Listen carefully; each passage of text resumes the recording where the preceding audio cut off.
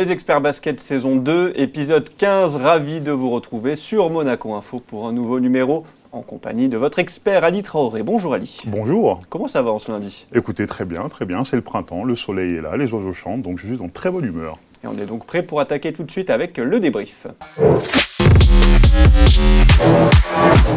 On connaissait la donne, mon cher Ali, il suffisait entre guillemets de battre le Žalgiris Kaunas et le Bayern de Munich pour la Roca Team en Euroleague pour sécuriser cette fameuse troisième place. Ça a été fait, mais ce n'a pas été si facile que ça. On va commencer par le match face aux Lituaniens, une victoire 69-66. La Roca Team avait bien débuté, mais s'est fait un petit peu peur à la fin. Oui, tout à fait, c'est fait un petit peu peur à la fin, à l'image de la Roca Team, qui est une équipe, à mon sens, qui est une équipe à réaction, qui s'adapte à l'adversaire et à l'adversité aussi. Donc clairement, il y avait une grosse domination de la Roca Team au début de match, et puis à la fin, ils se sont laissés avoir. Et ça reste l'Euroleague, donc forcément, ils se sont mis en danger. Monaco gagne ce match en tirant à 3 sur 18 à 3 points. Oui. L'adresse longue distance, est-ce que c'est une des clés pour aller loin en Euroleague lors des playoffs et de la phase finale ? Alors sur ce match, on va dire que c'est une mauvaise adresse sur ce match-là. Sur la saison, Monaco est beaucoup plus adroit, notamment par rapport à la saison dernière, oui, où c'était un vrai problème, l'adresse à 3 points. Là, c'était juste un match sans, et justement, c'est rassurant de se dire que la Roca Team peut gagner en étant très maladroit à 3 points. Après, dans les playoffs à venir, forcément, il va falloir être adroit, parce qu'on sait très bien qu'en face, il y a le maître Sarunas Jasikevičius, j'ai réussi à le dire sans éternuer, qui, si jamais Monaco n'est pas adroit, saura mettre en place une tactique adéquate. Mais en tout cas, sur ce match-là, pour moi, c'était plutôt anecdotique qu'autre chose. On a souvent parlé du talent monégasque et des individualités. Un mot sur Jaron Blossomgame. Oui. 6 fois plus de 10 points lors des 8 dernières rencontres en Euroleague. On le sent vraiment monter en pression et avoir un rôle de plus en plus important en tant que facteur X potentiel de cette équipe. Jaron, c'est un joueur que j'adore, à l'image de John Brown ou d'Alpha Diallo. C'est quelqu'un, c'est un soutien, c'est un guerrier. Et ce que j'aime beaucoup chez lui, c'est sa résilience, dans le sens où on a vu, quand il est arrivé la saison dernière à Monaco, c'était pas une évidence pour lui, le niveau Euroleague. Il a su progresser avec les saisons. Et cette année, et notamment maintenant, vous l'avez dit, sur les 6 derniers matchs, il est absolument irrésistible. Et c'est un atout de plus pour la Roca Team, clairement. L'autre match à domicile, c'était face au Bayern Munich, victoire 89-85. Là aussi, un scénario un petit peu étrange. Monaco mène de plus 23 en première mi-temps et le Bayern qui revient à une possession dans la dernière minute. Oui, le scénario pareil. C'est Monaco, c'est la Roca Team. Alors ce que j'ai dit avant sur les Žalgiris, je pouvais faire absolument un copier-coller sur le Bayern et vous avez mon analyse de ce match-là. Domination, repos. Et après, ça reste l'Euroleague en face, c'est des joueurs de très haut niveau, donc vous mettez systématiquement en danger quand vous vous laissez reprendre comme ça. C'est quoi on se dit le match est plié quand ils sont à plus 23 parce qu'ils en prennent quand même 55 en deuxième mi-temps. Ça n'a pas dû plaire au coach Obradovic. C'est du relâchement typiquement ? Du relâchement. Quand vous l'avez dit, quand vous prenez 55 en deuxième mi-temps, c'est que clairement vous n'êtes plus trop concentré et puis vous donnez la confiance à l'adversaire et lui forcément il commence à mettre des gros tirs et ça devient vite une grosse galère. Alors pour pas vous mentir, sur ce match-là je ne travaillais pas donc je ne commentais pas le match. J'aime votre honnêteté. J'ai vu la première mi-temps, j'ai zappé. Pour moi le match était plié donc voilà. Un mot sur Mike James, dont on a aussi très souvent, à juste titre, loué les qualités incroyables en termes de scoring cette saison. Tout à fait. Il termine le match à 12 passes, il égale son plus haut total de la saison. C'est important aussi de le voir dans ce rôle-là de distributeur en vue de la série qui arrive face au Fener. Oui, clairement. De toute façon, on le sait, Mike James, c'est le plus fort quand il est capable d'alterner scoring et passing. Alors, je mets un petit bémol quand même sur cette action, sur les 12 passes ici, parce que je trouve que quand même ça a été beaucoup forcé. Il a beaucoup cherché la passe, et du coup, le Bayern, ils ont réussi à revenir, pas que grâce à ça, mais disons que la fluidité offensive s'en ressentait. Donc je mets un petit bémol là-dessus. Sinon, effectivement, c'est une performance majeure de plus à mettre à son crédit. Ces 2 victoires donc ont sécurisé, on le disait, cette 3e place. Et il y aura donc le Fener en adversaire de ces quarts de finale. On le rappelle, triple finaliste de la compétition 16-17-18 avec une victoire lors de ce passage-là. C'est quand même un sacré gros morceau dès les quarts de finale. C'est un gros morceau, clairement, quand on voit l'effectif, et la polyvalence de l'effectif. Ils ont vraiment, tous les postes sont doublés, voire triplés, notamment à l'intérieur. Ils ont plusieurs profils, notamment un Jonathan Motley qui peut cartonner dans la raquette, ou alors un Sertac Sandli qui peut tirer à 3 points, ou alors un Papagiannis. Bref, ils ont vraiment un effectif pléthorique. Ils ont changé de coach, ils ont changé, pour Sarunas Jasikevičius, qu'on peut appeler... 2 sur 2, bravo. Oui, tout à fait, et Jackie le Vicieux pour les intimes. qui saura donner du fil à retordre tactiquement à Sacha Obradovic. Donc pour moi, c'est un match-up vraiment compliqué pour Monaco, mais la bonne nouvelle, c'est que Monaco a l'avantage du terrain, et ça, on le sait, en play-off, en Euroleague, c'est absolument primordial. Vous me lancez une magnifique perche. Fenerbahçe 15-2 à domicile en Euroleague, meilleure équipe ex-aequo avec le Barça. Par contre, ils ont gagné beaucoup moins de matchs à l'extérieur. C'est déterminant, cet avantage du terrain pour Monaco. C'est déterminant. Et clairement, ils voyagent pas très bien. Les Stambouliotes, ils sont beaucoup plus efficaces dans leur base.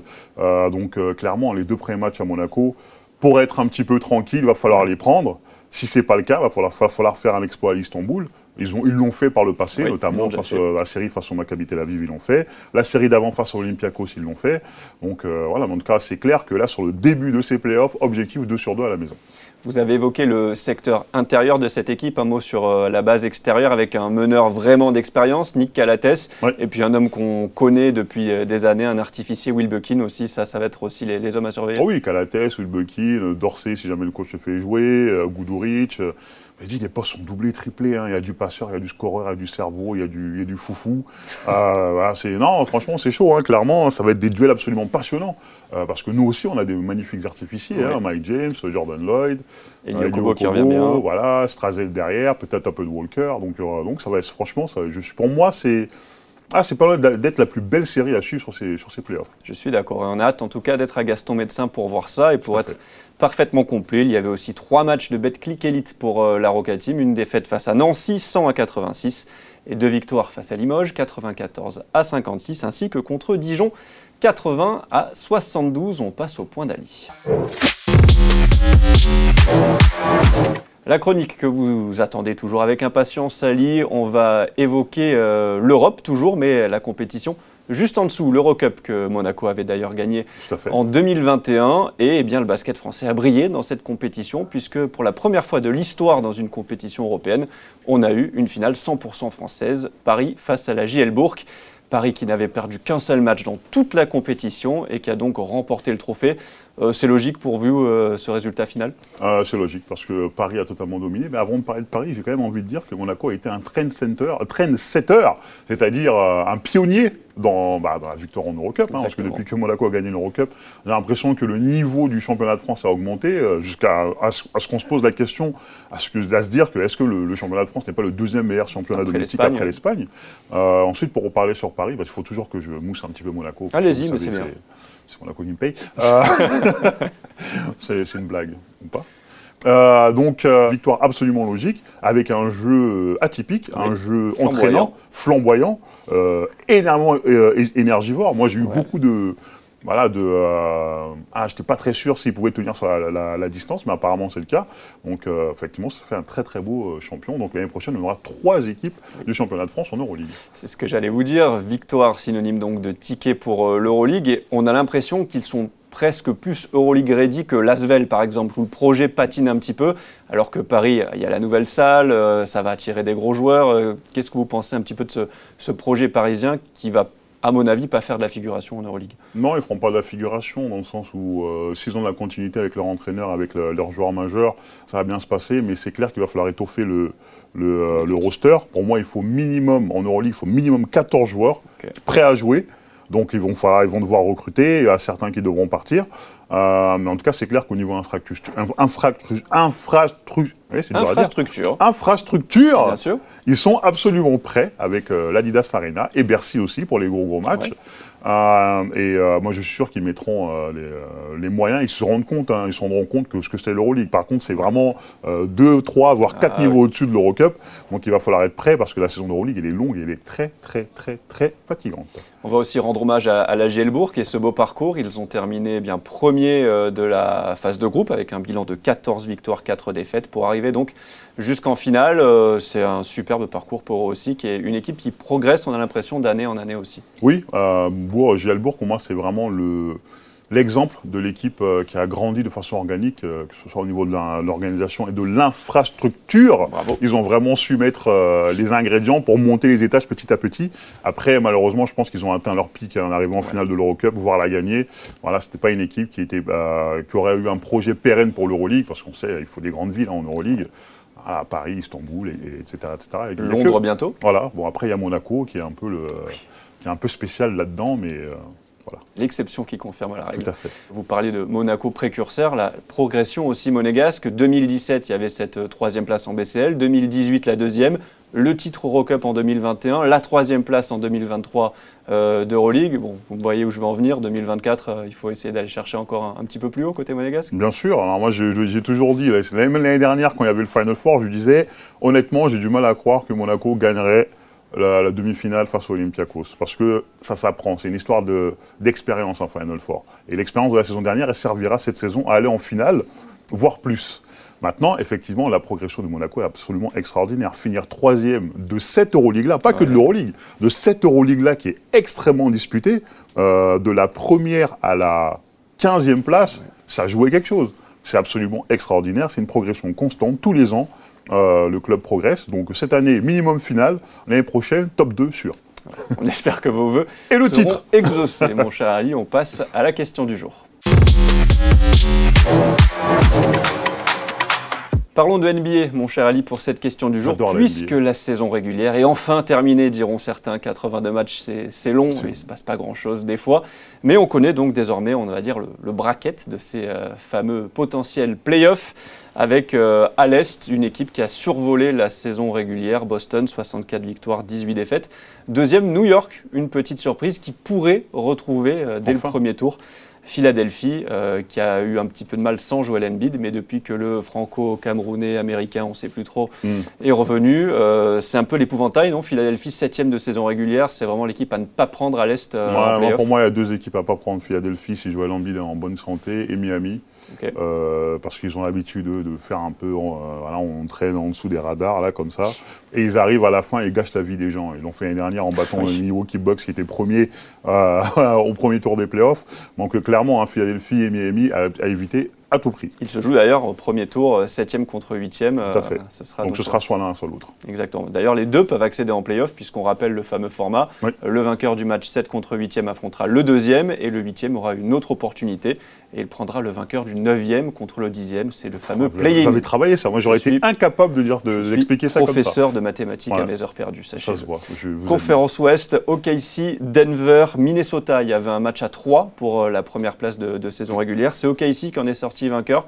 Est-ce qu'on peut dire que c'est la belle surprise de la saison à l'Ouest ? Oh oui, clairement, parce qu'en plus, OKC, ce qui est intéressant, c'est qu'ils ont construit leur succès avec la draft, en draftant bien, en recrutant des jeunes, très jeunes, en les formant, en les développant. Voilà, et après, ils ont vraiment sont appuyés sur leur superstar qui est Shai Gilgeous-Alexander. C'est pas facile à dire, selon le Canadien. Et autour, ils ont drafté comme des petits fous et ils ont fait un effectif de fou avec cette draft. Et c'est vrai, moi je pense qu'il y a très peu de gens qui les voyaient à ce niveau-là aussi vite. Donc ça prouve la qualité de la cellule de recrutement et du coaching de OKC. Donc très belle histoire. Deuxième, Denver, toujours fidèle au poste avec notamment le tandem Jokic-Murray. Troisième, le Minnesota de Rudy Gobert et d'Anthony Edwards. Qui prend de plus en plus de place dans cette équipe-là. Ouais, surprise, parce que la saison dernière, la greffe Rudy Gobert, elle n'avait pas trop pris. Non, parce que pour le coup, vous jouez avec deux pivots, avec Karl Anthony Towns et Rudy Gobert. Ils avaient du mal à se trouver, mais là, cette saison, c'est extraordinaire. Ils font partie des toutes meilleures défenses, si ce n'est la meilleure défense. Exactement. Avec Rudy Gobert, qui devrait être le meilleur défenseur de l'année, en déplaise aux fans de Victor Wembanyama. Il a le temps, il en aura d'autres. Il a le temps, il gagnera tous les autres après pendant les 20 prochaines années, donc il n'y a pas de souci. Et voilà, avec la superstar en devenir, Anthony Edwards, clairement, c'est surprenant, parce que vraiment, il y a très peu d'équipes aussi qui les voyaient aussi forts. Mais ils construisent tout avec la défense. Maintenant, on va voir ce qu'ils sont capables de donner offensivement, parce que, bizarrement, pour marquer au basket, il faut mettre la balle dans le panier. C'est très bien résumé. Un mot sur les play-in aussi à l'Ouest, avec de sacrées équipes qui ont failli passer à la trappe, notamment les Lakers et les Warriors, qui vont jouer donc leur survie sur 1 ou 2 matchs. Ça aussi, c'est assez surprenant. Oui, c'est surprenant quand on connaît le nom des stars qui les composent et le nom de ces équipes. Ça fait bizarre de les voir galérer comme ça pour se qualifier pour les playoffs. Après, voilà, c'est le basket, c'est cyclique. On a eu un cycle Lakers, un cycle Warriors. Maintenant, ça a des nouvelles équipes de dominer la ligue. Voilà, maintenant, c'est à eux de s'arracher pour aller en playoffs et espérer faire un run surprise sur ces playoffs. Un mot rapidement sur les Spurs. Vous avez évoqué Victor Wembanyama, 5e pire bilan de la Ligue pour eux, ce qui veut dire par définition normalement un choix de draft assez haut. Le plan se passe parfaitement. Exactement, le tanking se passe à merveille. Quel genre de joueur, selon vous, il faudra drafter cet été pour venir aider Victor Wembanyama pour gagner un petit peu plus que 21 matchs Moi, la saison prochaine. J'aimerais bien un bon ball handler, un bon meneur, donc Zachary Zaché ou Alexandre Sarr, pour moi, c'est pas des gens qu'ils ont forcément besoin aux Spurs. Ouais. Un petit Nikola Topic, ce serait sympathique, bien sûr, un Topic, ou alors un Rob Dillingham, quelqu'un qui pourra alimenter notre superstar française qui est Victor Wembanyama. Et on sait qu'il y a beaucoup de meneurs aussi de la Ligue qui sont en train de gratter à la porte et d'envoyer des petits signaux pour dire s'il y a trade, moi au cas où je suis là pour venir jouer avec Victor, notamment Trae Young. Mais alors, j'ai envie de parler de ça parce que c'est vraiment intéressant, parce que d'habitude dans NBA, les superstars veulent aller dans les gros marchés, ils veulent aller à Los Angeles, ils veulent aller à New York, ils veulent aller à Miami, ils veulent vivre la fast life, ils veulent sortir en boîte, tout ça. Mais Victor, c'est devenu tellement une superstar que maintenant, on peut se dire que les autres superstars vont vouloir jouer avec lui, donc ils sont capables de dire bon allez, je vais à San Antonio, qui n'est pas la ville la plus fun, ne serait-ce même que du Texas, hein, parce qu'il y a aussi Dallas et Houston. Et voilà, ils seraient prêts à venir à San Antonio pour pouvoir jouer avec cet alien qui est Victor Wembanyama. On a hâte de voir ce que ça va donner aussi. Ali, merci infiniment d'avoir été avec nous. C'était un plaisir. Bravo pour les risques aussi sur la prononciation de certains noms. Tout à fait. J'y travaillerai parce que j'ai un peu du mal avec infrastructure. Voilà, c'est fait. Voilà. Et on se quitte sur cette magnifique prononciation d'infrastructure. Et nous, on se retrouve dans 15 jours pour une nouvelle émission des Experts Basket.